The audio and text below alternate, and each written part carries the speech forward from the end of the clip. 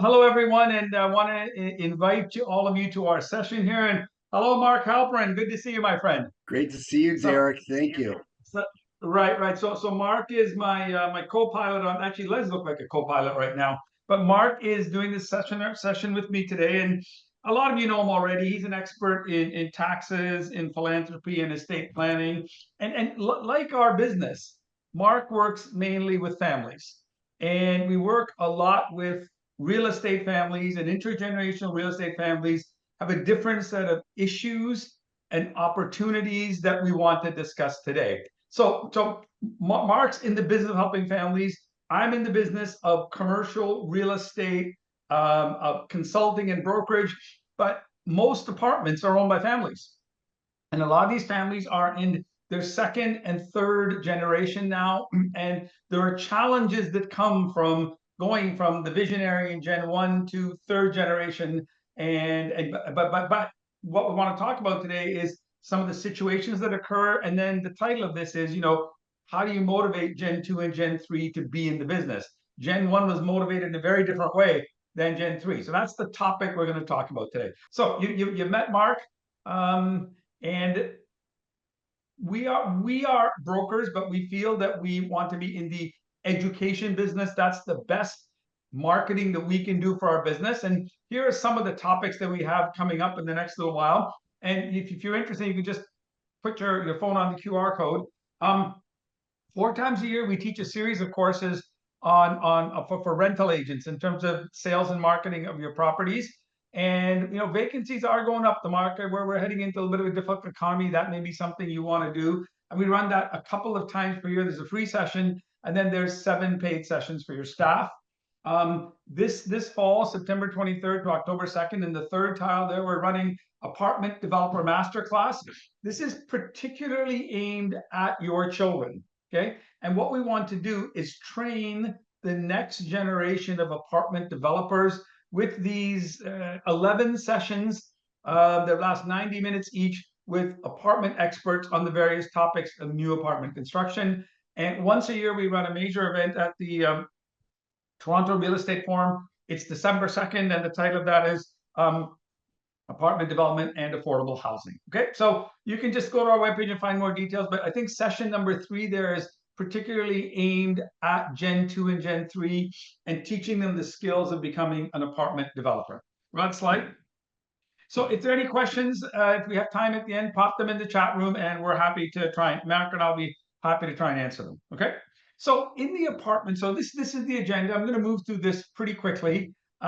So first, let's just start off. Next slide. The apartment industry is the apartment industry is a great business because it's essentially divorced from the normal economy. Okay, what's going on in the world right now, right? There's a whole bunch of uncertainty, but apartments just keep chugging along. They always do.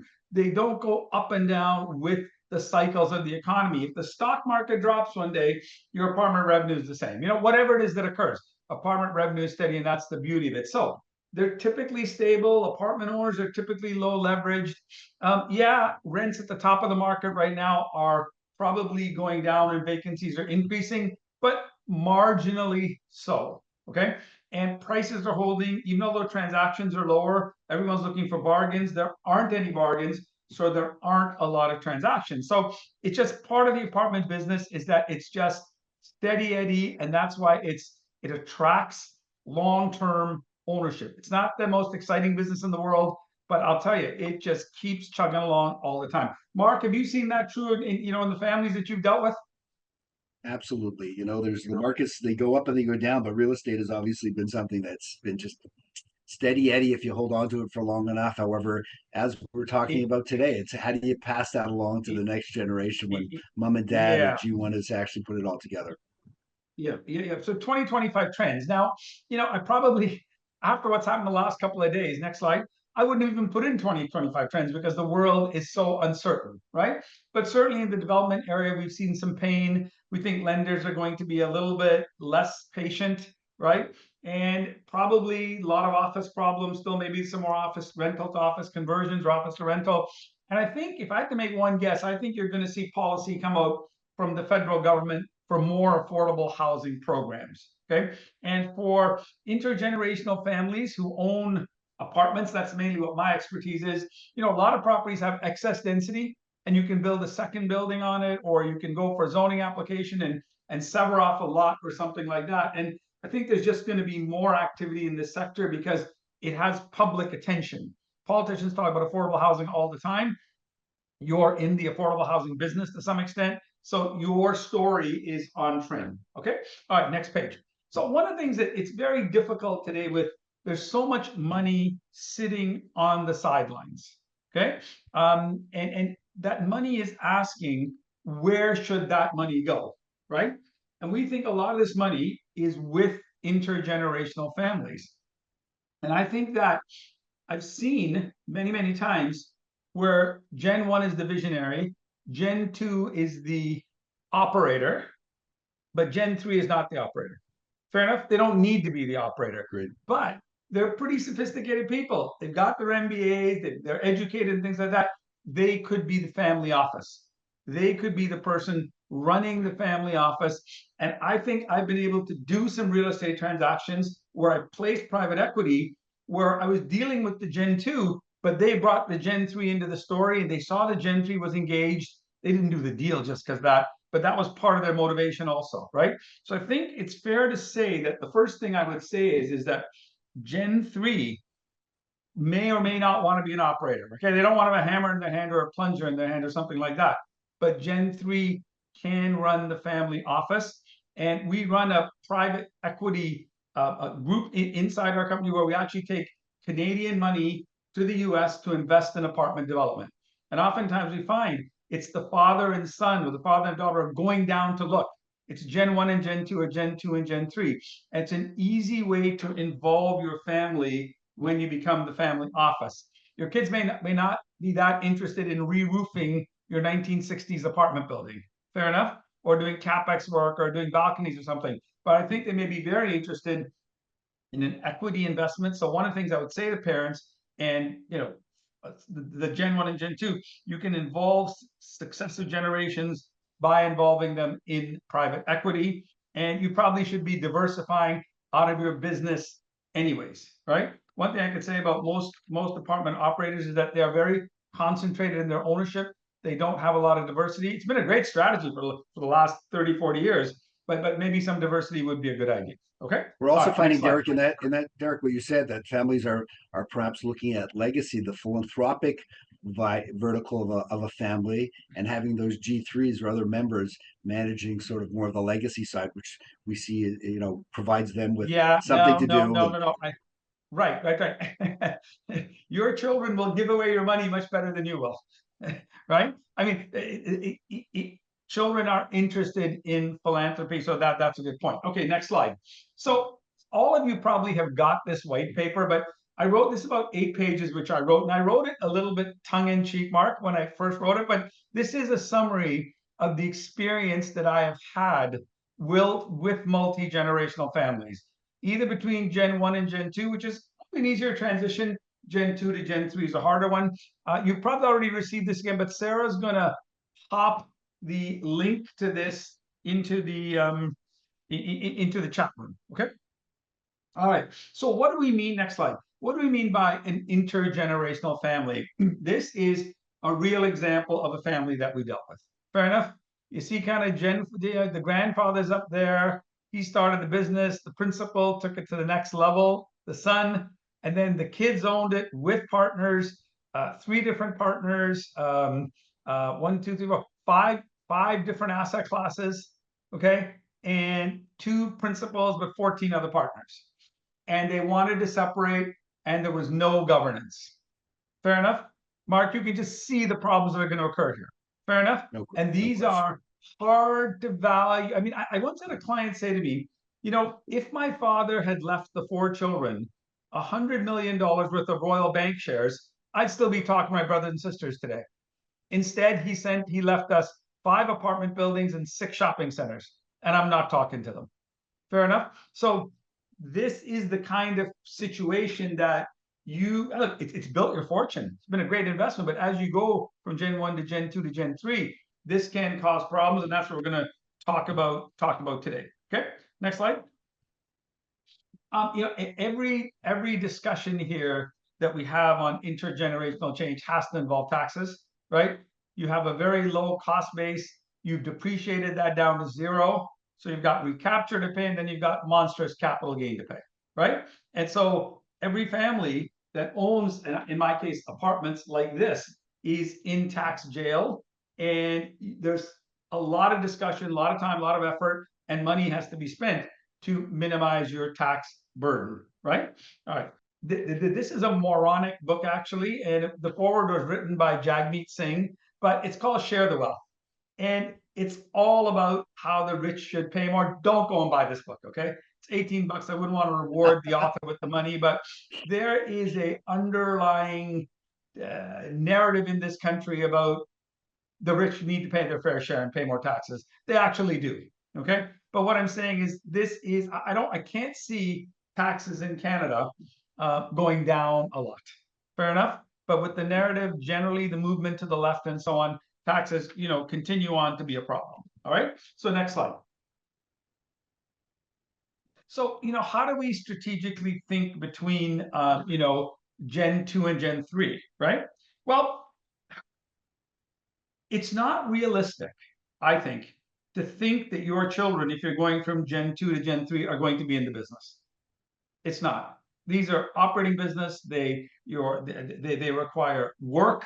They may not be particularly enticing for your children to go into. But where I have seen children in Gen 3 coming into business is where Gen 2 said, what would engage my children? As opposed to saying, this is the business, come in it or don't come in it. They actually said, what do my children want to do? One of my clients' children went studied in the US, studied real estate, but was very environmentally conscious. And he actually set up a green division in his company. And his daughter took the business to the next level by doing that.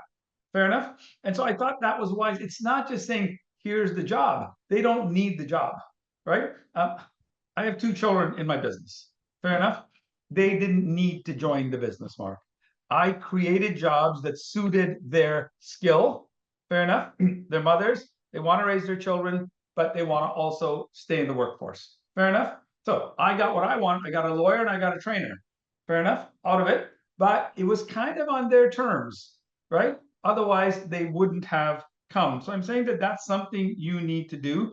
And I see particular engagement with younger people in the sort of investment side of the business, as opposed to the, let's call it the family office side of the business. What you do with the wealth that was gained in that primary business. Okay.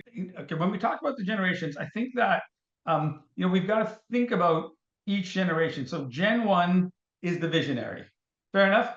They probably came to Canada with nothing. They had nothing to lose. It's a small group. They battled through wins and losses. A lot of them were partnerships. A lot of them didn't have documented partnerships.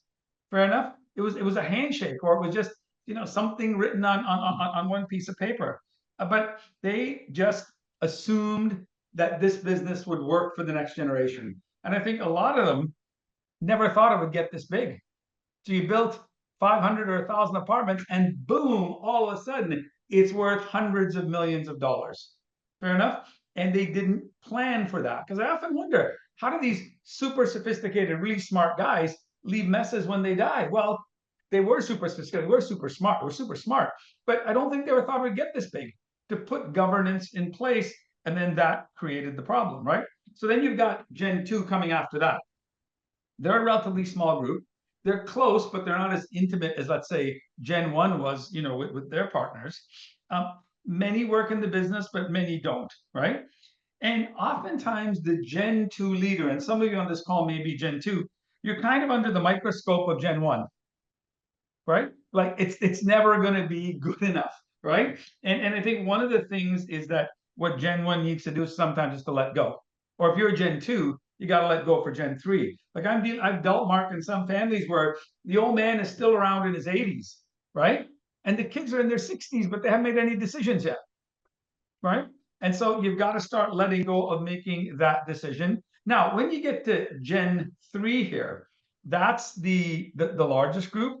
and they may have limited relationships with each other, because you start off with two brothers, they each have three kids, right? Now there's six, but now they each have three kids, and all of a sudden you're at 18 kids, right? And they won't know each other. They won't necessarily know the business. And interestingly enough, a lot of Gen 2 and Gen 3 are equity rich, but cash poor. Because apartment buildings, the place I work, requires money to be reinvested in them. So yes, they have lots of money on the balance sheet, but not that much money in the bank. And that can create problems also, right? So I think that Gen 2 oftentimes will run the business very successfully. They bring some sophistication to it, right? That the old man didn't have. But Gen 3 is saying, you know, this isn't the business I necessarily want to be in. You've also got the issue of Mark dealing with compensation.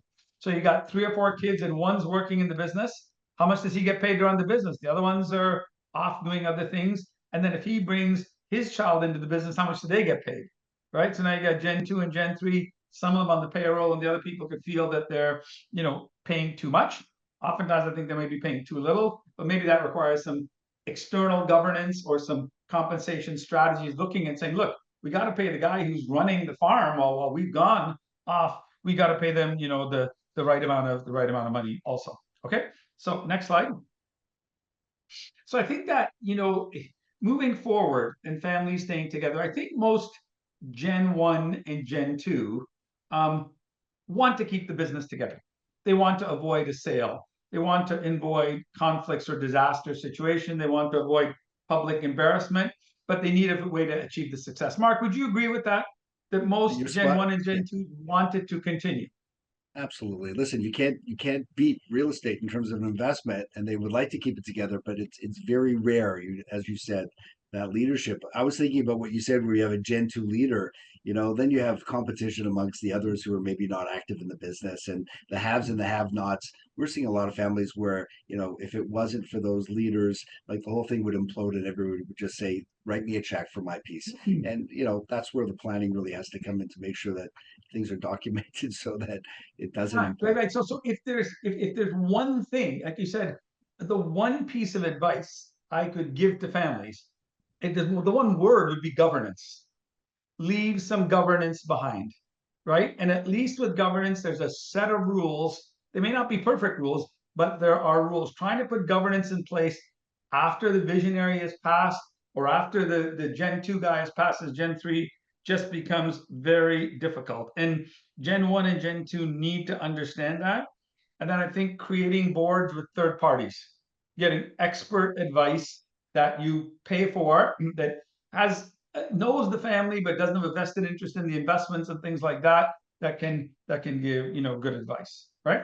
Okay, Rod, next slide. I think I want to skip one here. Yeah, yeah. Let's just skip one. Go to the next one, please.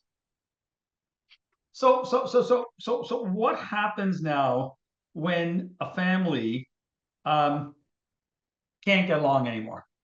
Fair enough. You've hit Gen 3. They've got different. They may all get along. It doesn't have to be that it's a problem. We usually get involved, Mark, when there's a problem, right? Otherwise, the simple way to do it would be to, how do you divide the pie fairly, right? Get building condition reports, get appraisal reports, and then get evaluation of the building, and then start the process of negotiating who gets what. Because sometimes some people want to stay in the business, some want cash, some would like to stay in it, but they don't want to be active anymore. So those people might take back REIT shares. Those people might hire a third party manager, and things like that. So that, in a nutshell, is what we sort of face day to day with intergenerational families, right?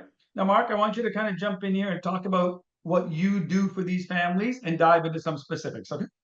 Fantastic. Thank you, Derek. Yes. So I'm over 30 years in professional practice, but I like to tell people that my start was actually in 1974, and that's when my father died of a massive heart attack at the age of 50. I was 11, and I was the youngest of four boys, and my mother, who's 48, had to go back to work to support her family. Why? Dad was a great dad, but he was a busy engineer, and there was no will, very little savings, and there was no life insurance.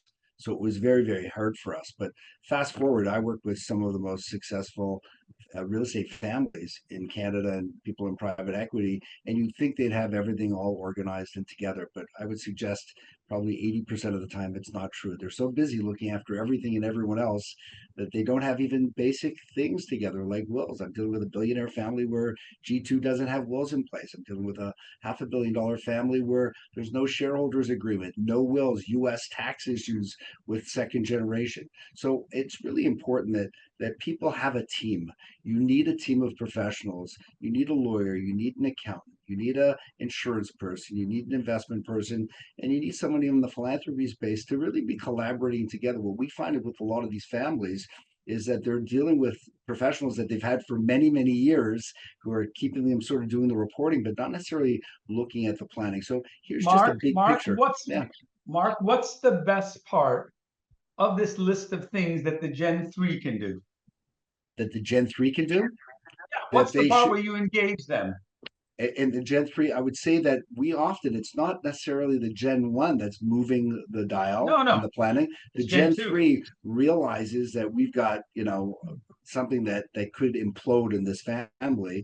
So we find that, just getting basic planning together, the basics, like, getting things organized and proper titles on things and making No, no, sure no, no, no.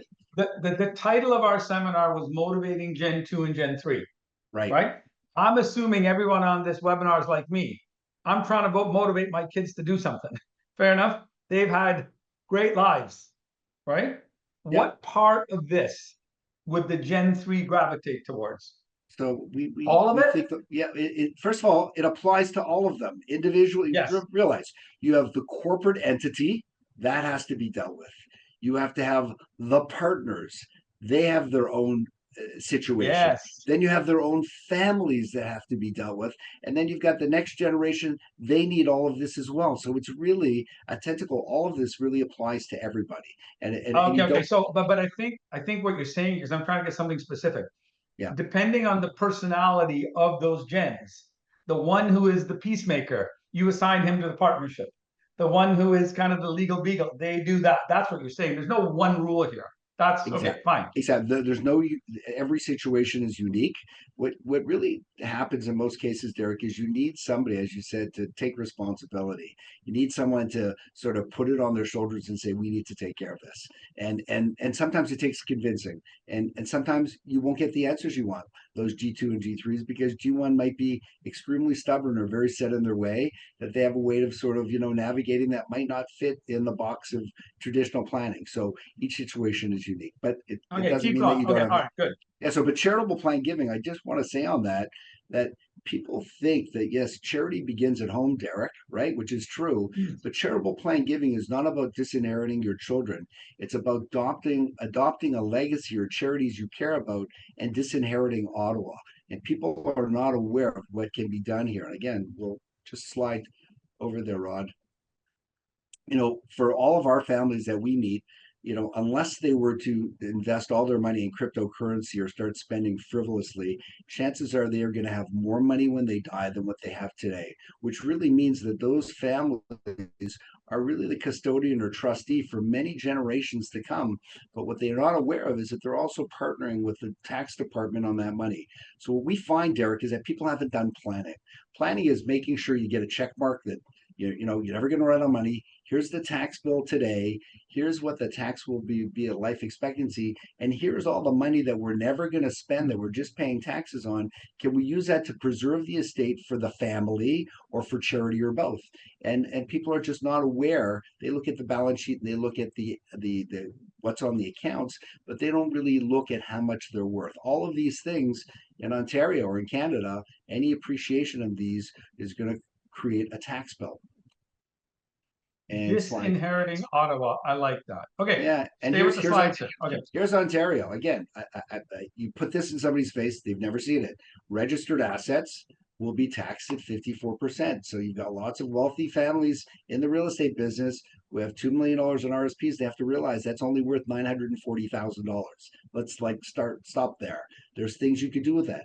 Capital gains, with the inclusion rate going up to 2/3 now scheduled for January 1st, 2026, that's a 30% increase. So any appreciation in investment real estate, private equity, shares in stocks, you're basically giving a big chunk of that over to the government. Corporate holdings, there could be a double or triple taxation there on the assets, the shares, getting it out to families. So, we met with a family, Derek.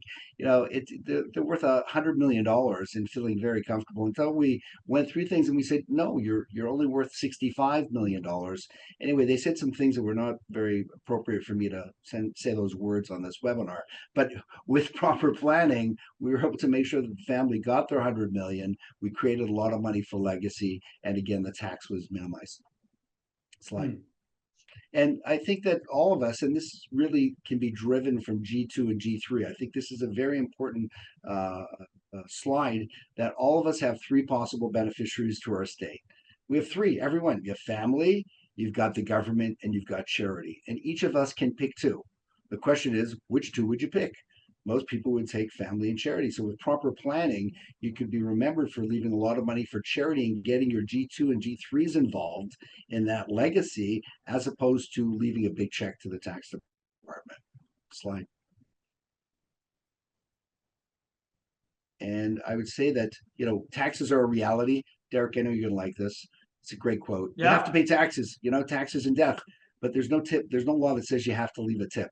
And there have been 25 pieces of legislation since 1995 to encourage Canadians to give money to charity. And I'm going to show you what that looks like. Slide. So we sort of create what we call accidental philanthropists. These are people, you don't have to be generous, but you have to realize you have a choice where your taxes go. If you are a G1 and you're a surviving spouse, or even a G2 with one, if you have a spouse, when you die in Canada, everything rolls over tax-free to your surviving spouse. Taxes are not due until the second to die of a husband and wife, which means anybody who's a widow, single, or divorced who has investment real estate, they're one incident away from a huge tax disposition. That's why these types of things have to be looked at while the sun is shining. Liquidity events. If you're going to sell your real estate during your lifetime, you'll do all this planning and then you're going to write a check to the tax department. Don't do that.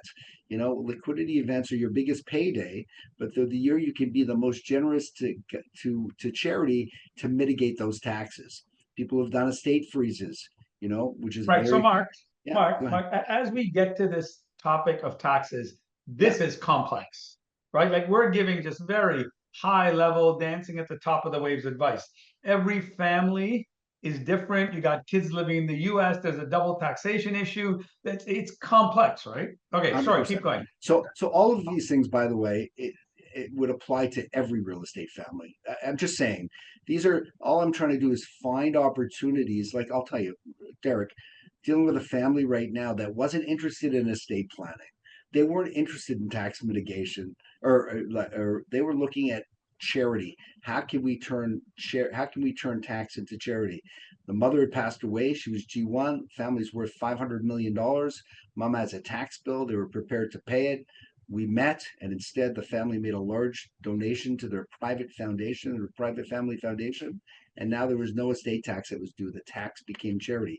That is a great way to get people involved in these conversations. Obviously, there's a lot more planning. These are key facts, I think, that are very important. We know charity. Again, when you give charity every year, you can use it to mitigate up to 75% of your net taxable income and carry forward any donations for up to 5 years. The next point, though, I would suggest 90% of the population does not know, including professional advisors, that charitable donations on death can be used to mitigate 100% of estate taxes. 100% of estate taxes, including going back the year prior, which means that for every $2 you leave to charity, you save $1 of tax. That's a big number. We can help people to move those shells around. There's no alternative minimum tax on death. And we also have to appreciate that life insurance, if you do have a private foundation or a donor advised fund or charity, that these entities can actually own insurance, be the beneficiary of insurance, and pay for insurance without any of the distribution numbers. Slide. I'm going to get, so again, again, the challenge again with a lot of the families that we meet with is they don't like insurance, and I understand. They look at it as a grudge purchase, like their car insurance, like their house insurance. They bought it when Everybody hates insurance, Mark. they hate Yeah, insurance. They hate an insurance advisor. They don't trust insurance companies. You know that yeah. claim when they went to Florida never got paid. Anyway, they look at it like when they bought it when they had a mortgage and young kids. They don't need insurance. Question is there an opportunity? And here's the list of 6 things where we've identified where people should be looking at this. Look at estate taxes. There will be an estate tax. You know, most Yes. people are going to pay for it out of cash, which is may not be the most efficient thing, or they're going to have to borrow money, or they're going to have to sell assets, which unfortunately is really the case for most families, or they could use insurance to create those 100 cent dollars for pennies, or even on a cash flow neutral basis. You mentioned about families, Derek, G2, G3, where you've got kids in and out of the business. You know, how many people want to be sitting on the sidelines waiting for their dividend every quarter and banking on the key person of that family member, my brother, you know, who is responsible for my livelihood. So that's where insurance can also be used to sort of like equalize things. Shareholders agreements, key person, alternative asset. It's a pipeline to turn corporate dollars into personal dollars or philanthropy. And I just want to. Hold on. That's I really have a Mark, I have a question. sure. Would you think that Gen 3 can be engaged more with philanthropical Yeah, ideas? I do. Again, you know, what I found, Derek, is that COVID, which was a real wake up call for a lot of people, made people much more aware of their mortality, and it also made Hmm. them much more aware of their incompletions, right? Like basic estate planning incompletions. But one of those incompletions was their legacy. You know, I've become successful, but how do I become significant? And the millennials are really driven here. Why? Because That's the they point I'm making. Millennials are more driven sure towards doing good in society than maybe that hard-nosed entrepreneur was. exactly. As a matter of fact, the millennials are willing to pay more than retail if there is a social impact, right? Look at Sure. Tom Shoes, 10 Trees. There are different organizations out there. So we really feel like the philanthropy can really drive all of the planning that G1 and G2 needs, and that could come from the G3s. That could be the ones, Okay. right? I'm just going to go through and what we see with real estate families, as I said, 80% of them have done very little or no planning. You mentioned already those G1 visionaries, Derek. Handshakes. There it was done in a old country. And they didn't really do any planning. And unfortunately, with the complexity, people are afraid to start, or actually they start, but they don't get the job done. Likely they're going to borrow or sell assets to pay taxes. They're looking at perhaps life insurance to fund taxes. They're doing estate freezes, which I really am a big fan of. I think if you can go ahead and freeze that tax liability and pass along the growth to the next generation for them to be able to be the custodians and plan for. If you've done an estate freeze, Derek, this is something people know that they can donate appreciated public securities, but most people don't realize that you can actually donate private preferred shares after you've done an estate freeze. So that's something that we look at. And also, what I want to show you now is this whole idea of converting taxes into charity to get the G3s or the G4s involved. So here's an example, Derek, very high level of a 65-year-old couple with $55 million of real estate assets, and children, grandchildren don't want to pay a lot of taxes, but have a strong desire for legacy. So this is what most people have in Canada. This is the typical estate plan without planning. $50 million estate, there's going to be a $10 million tax bill. They haven't put any bequests in their will. $40 million goes to the family. And Bob's your Yep. uncle. It's not such a bad thing. So maybe they've been fortunate slide to maybe meet with an insurance person or look at how that works. In which case, here, what we've done is they've created a $10 million insurance replacement program. And that, I think we're missing a piece on the end there. One There more. we go.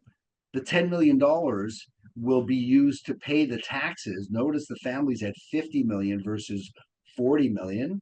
Okay, so we're up 10, but there's still nothing for Wait, charity. one sec. When do you pay the $10 million, the insurance premium? Before Uh, your death? yes, you're paying that. You're paying the premium while you're No. alive. And the Okay. reason that you can see that this family has no encroachment on the family asset is because they're using a financing arrangement, an immediate Yes, financing arrangement. that's the So point I was getting to. You can yeah, finance it. Yeah. you can finance it. So, as real estate people understand, market value and equity and borrowing against the equity to go ahead and buy more as their market value goes up. The same thing applies. This is kind of like a virtual real estate where you put money into an insurance policy and then borrow that money back and put it back into your business. But here, high level, $50 million for the family, zero for charity, and we've paid the tax bill. Let's talk about philanthropy. Remember, $2 to charity saves $1 of tax. Our families become very philanthropic. We go ahead and instead create a $20 million insurance policy. And we donate that $20 million through the corporation. It comes out personally, tax free, and we donate that to the family's family foundation. Now that $20 million goes to charity, it creates a $20 million receipt that turns the $10 million of tax into $10 million of charity. And at the end of the day, if you go to the last slide there, Rod, I think I've summarized it. Nope. At the end of the day, you can see versus the first slide, which was $40 million for the family and zero for charity. Here, the family ends up with $50 million. Charity gets 20 million. Their family's charity gets $20 million, and Ottawa gets nothing. And this is all legitimate, but it's something that we encourage professionals to be talking to their clients about incorporating strategic philanthropy into their state planning. Very, very interesting. Thank you, Mark. Yeah. Yeah, again, it all comes down. No situation is unique, but there are a lot of things that are similarities, and it's really just a matter of sitting down with your professionals and sort of looking at the big picture and finding out what would you like to do? What would you like for the family? Is it about selling eventually? Is it about maintaining it in the family? And if it is, then obviously the planning is that much more important, Derek. Right. So sometimes as you go from Gen 1 to Gen 2 to Gen 3, there's just everybody can get along, everybody doesn't get along, doesn't matter. There's just some people want to get out and some don't. Some want their money, some want liquidity, and some don't. Some have different entrepreneurial zeal than others. Fair enough?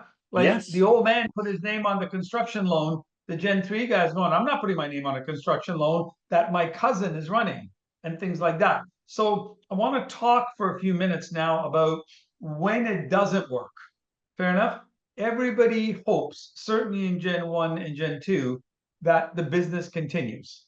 Fair enough? And it Yep. goes on to Gen 3, 4, and 5. But you've got to face reality that once you've got a lot of heirs, when Gen 1 goes from 1 or 2 people now to 18 people, there needs to be a separation. Fair No enough? question. Because it's just not going to work. You are trying to push a rope. And this is where often, Mark, we are brought in. Okay. If there is good cooperation between everyone, you just have to hire the right accountants, hire you, hire a lawyer, blah, blah, blah, and you'll get the thing resolved. A lot of times there is animosity. Okay. And that animosity can come from who got the top bunk at the cottage, coming from many, many years The ago. piece of Right? cake, the piece of cake that mom gave. Whatever. Yeah, whatever it was. And sometimes here we are brought in as the voice of reason. Okay. And here's what we say to people: real estate doesn't have problems, people do. The real estate is just the real estate. The apartment building is worth what it's worth. Fair enough.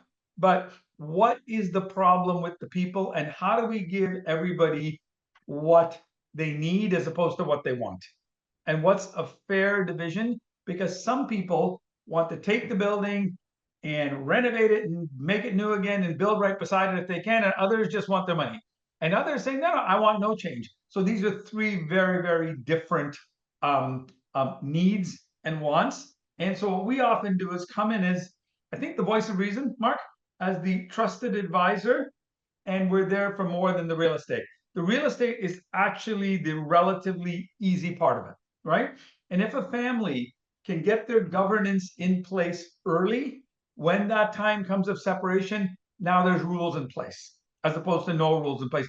And you cannot put those rules in place when there's dysfunction. because there's not enough trust and goodwill to put those rules in place. And that's when you get involved in litigation. So Derek, before the litigation, Derek, you're spot on. It's almost like you become a, as you said, like a counselor. But I think that there are a lot of families who don't communicate very well to each of those generations what the plans are. And if you don't have that information, then it makes people, some people are just very secretive. We're not going to share, and the other side doesn't want to know. But the right families should be creating this plan and communicating it. It's that lack of information that unnerves the G2s well, and the G3s. well, no, but and it's the person who's controlling it that withholds the information from the other partners, even though they could be equal in terms of shares, the one running the property do it. But so what I go in and do is when we've got a family, it's at the Gen 2 or Gen 3 stage, and they need to separate. Number one is you say, okay, you've got some options. Do you liquidate? Fair enough. Okay. Number two, the division of assets. Some want money, some want buildings, right? Sometimes it's Mhm. just sale of the assets and one guy goes long and one guy doesn't. Fair enough. As a partner to the next one, right? Sale to a REIT. Because now what you got is you still got real estate, but everybody's got built-in liquidity, right? Yep. Maybe something where you have a division with tracking shares. So you separate out the legal interests, right? You separate out the management and things like that. There's more than one way to skin the cat. Fair enough. Does everyone want to stay in? What's the cash position in the company? And you've got to find a fair and equal way to divide up the assets without litigation. And I'll say it again, real estate doesn't have problems, people do, right? And Gen 3 is who we started talking about here in Gen 2. Um, you know, aren't the same as Gen 1. And the main thing I realized is for the parents to understand that. Many business that I've worked in, I'm at the age now where I can have worked for Gen 1, Gen 2, and Gen 3. Fair enough. Really, It's I would never really know, Derek. You no, no, know, but it's really, really interesting to kind of see that, right? yeah, So you have Gen imagine. 1, which was just the visionary guy, no fear, had bricks in his hand kind of thing. Then you see Gen 2 come into the office, and Gen 2 finally puts a computer in the place and a multi-line phone, right? Because Gen 1 was still working out of an apartment when he owned 4,000 units, right? Yeah, yeah. Um, and then So you have funny. Gen 3 come in, who's usually quite educated, right? But not necessarily wanting to be Gen 1 for sure, right? And not necessarily Gen 2. So finding the home for that Gen 3, I think, is important. We all want our children to be successful and happy and hopefully in our business. Any parting words, Mark, to the grandparents or the parents or the children of these real estate families? Yeah, I'd say that the advice is don't ignore this. It's not that Yeah, difficult. Just so you know, it seems it's really about creating a wish list and sort of a things to do list that really needs your attention, and prioritizing that and calendarizing that and working with your professionals to get each thing accomplished. Anything that doesn't fit into the immediate or urgent, we put into a parking lot and we pull out as the program evolves. But yeah, and, you're and it's talking about. probably going to take a little bit of time. Absolutely. But it can be done as long as you have cooperation and you actually invest the time. And that means there has to be, regular meetings that keep kind of push this along, push Yeah. the discussion. It's very easy to get done. The end result is getting tremendous peace of mind, knowing that things are in the right place and that you've taken a very important piece of the family that's been around potentially for generations and been able to maintain it to do good and do well for the next generation and for charity. Okay, great. Well, Mark, we really appreciate you being here on this topic that not a lot of people talk about, going from Gen 1 to Gen 2 and Gen 3 and doing the best now a lot of times for Gen 3. So thanks for being here. You're a good guy. And we look forward to, thank you everyone for attending. We look forward to catching up with you in future webinars. Thank you, Derek. Appreciate that.